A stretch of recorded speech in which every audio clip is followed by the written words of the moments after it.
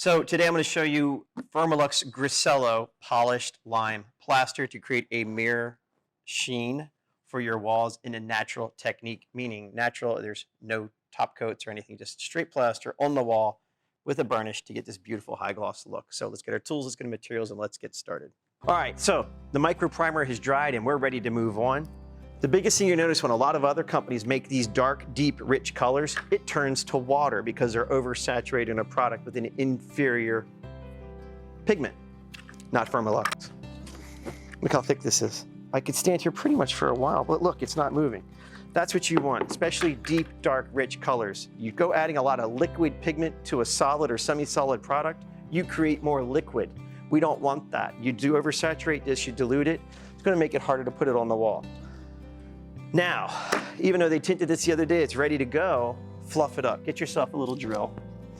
And we have a little drill.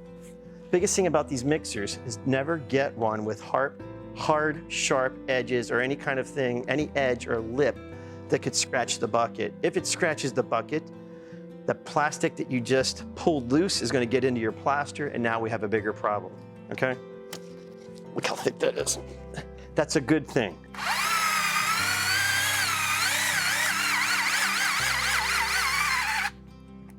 Okay. Have a couple spare batteries because this is thick. That is a good thing. We don't want water. We don't want thin. It's just sloppy. Now, knock off the excess. Have a 5-gallon bucket full of water handy. That way you don't make a mess. And we're just gonna set this off to the side. Now, here's what it looks like all whipped up. The consistency of this should be like creamy peanut butter. Still not enough that it's gonna fall out, but it's nice and whipped. We got a little bit of air in there, so it's fluffy. If you work it straight out of the bucket, you're gonna be like, this is hard to work because it's compacted. Nothing works when it's being forced in a position that it doesn't like. Fluff it up, get some air in it, and we're ready to go. All right, so let's get some Grassello on this trowel and start making some things very pretty. So we're gonna start out with a small amount. We don't need a lot. Gonna put it on a trowel like so. So I'm right-handed, let's start that way. I'm a righty. So when I do this, I'm gonna go up this top left corner. But to load the plaster on the trowel, I take my trowel, I hold it directly in front of me and I turn it like so. So I'm looking at it. Take the plaster and I put it on the edge like that. Okay, now let's get to the wall. So we've got our plaster on our trowel, we're ready to go.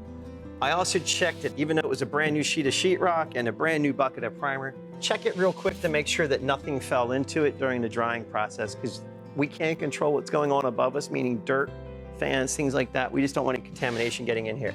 Now, I'm gonna start in this top left-hand corner and we're gonna do the wall. So, the biggest thing is you hold your trowel almost flat and the plaster slides off. And then we kind of raise it up. So it's almost flat or about a 5-degree angle.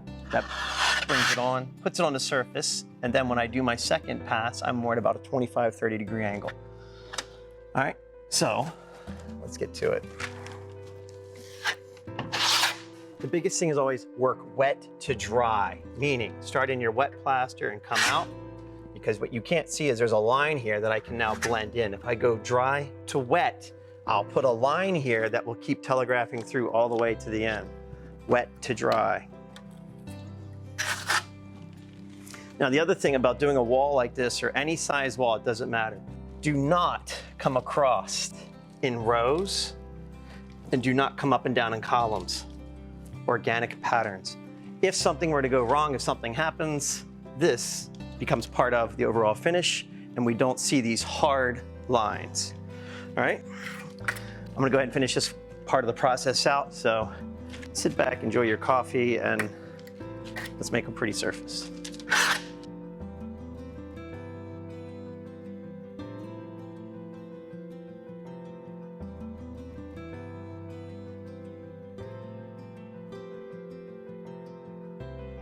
All right, first coat is finished. This has to dry 100%. If you do not allow it to dry and you try to go over it, you're gonna reactivate this layer and it's gonna peel and you're gonna have a big mess on your hands. And you wanna know how to fix it? Wait, have patience and do it the right way from the beginning. And we don't have to worry about fixing anything. The other thing about the trowel, look at this. How little plaster is all over this trowel. Most of it's here on the right, this side, because I'm not going back and forth, because that gets plaster everywhere. Plaster then dries, it can get stuck here.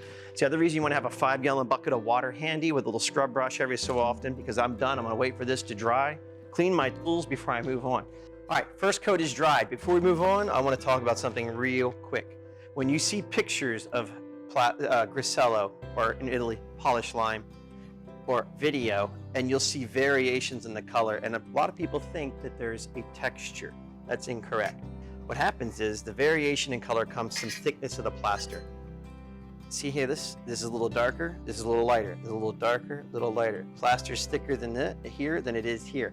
And that, as we continue to build our layers, that keeps happening. That's how you get the variation in color. So when we're finished, this is smooth as a piece of glass and it has beautiful variation. Second coat of the process is very similar to the first coat. Not much is going to change. Same trowel, medium size, nice and clean. Our spatula. We're going to start up here again on the left-hand side. Somebody's going to say, why aren't I, if you go over it doing the exact same thing, exact same technique, exact same movement, will it have any effect? Meaning, I'm not erasing what I just did, I'm going to enhance it. And I'm not too concerned about duplicating what I just did, because this is a hand-applied finish, meaning my body mechanics are a little bit different, trowel's going to move a little differently, it's not going to be exact. So I'm going to start slightly askew from a different spot and then work in, meaning I'm not going to start up hitting this exact same point, I'm going to start slightly off with a different pattern to make sure I don't build upon the variation pattern, or what I refer to as puzzle pieces. So same thing, a little bit of plaster, Grassello, load it on there, see how thick? That's what we want. Starting here, and then I'll come this way.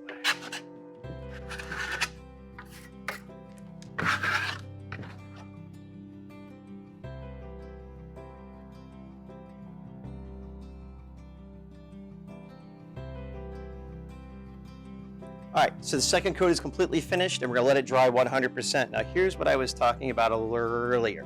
See this spot here? I'm not gonna touch it, but it's much lighter because that area from the first coat was thicker, creating a high spot. So when I put my second coat over top of it, the plaster filled in the low spots and scraped off the high spot, for lack of a better term.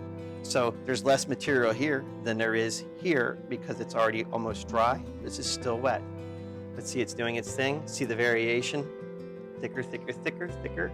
That's what's going to give us that beautiful variation when we're finished. Let it dry 100%, and we'll come back and do our third final burnish coat. All right, see you in a little bit. So our second coat is dried, and now we're getting ready to do the final step of the process, which is what we refer to as the burnish coat, with a B, to burn the surface. We're going to create some friction, compress the plaster, and that's going to make it shiny. So let's jump back. You're starting to see the variation come through. Thicker, thinner, thicker, thinner, thicker, thinner. We're gonna keep building upon that. So, final coat. Let's get a little bit of product. We're gonna use a little bit more pressure. This is where you really stir this up again, get it nice and fluffy and loose. But we don't need a lot of product. This is a skim coat. This is gonna be in just enough material to get on here, 100% coverage, so we can come back and burnish it. So here we go. Let's get this final coat going. A little more pressure on here. But I'm not putting a ton of power on it.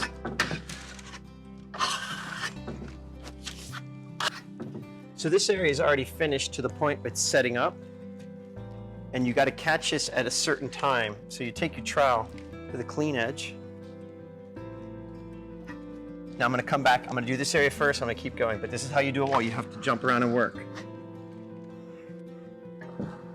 About a 40-degree angle on that trowel.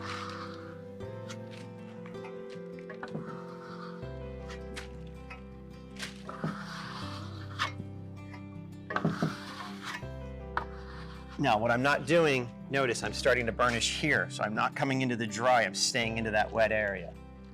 Now I'm also going to just turn the angle on my blade a little bit. So if it's wet like that, there's dark spots, you cannot burnish it. It's too wet.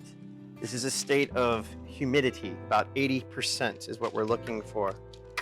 Don't let it dry because it's not going to burnish. The burnish comes from moisture in the Grassello, and it allows us to get just enough moisture to help compress it. Dry plaster is dry.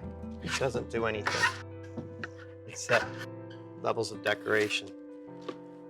So let's just jump back. And this is how you do a wall. You have to go back and forth. And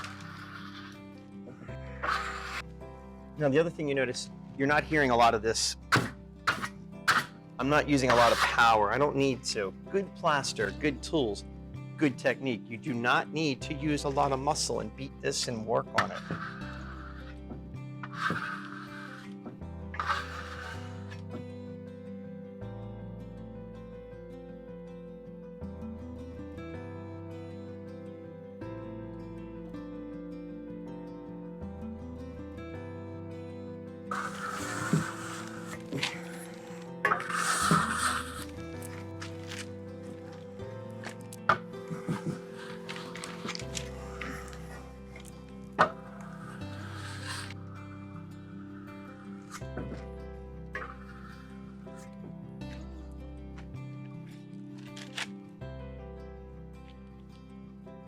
And there you have it, the traditional application of Grassello in the natural technique, meaning there's no sealer. That's something completely different. This technique, this video is just to show you the basic application of Grassello. Remember, any color, any situation inside of a house, meaning any room, kitchen, bathroom, living room, family room, basement, you name it, it can go anywhere, any color possible. So if you have any questions, contact the folks directly at Firmalux and they'll do whatever they need to do to get you the product in your hands. Thanks for watching. See you next time.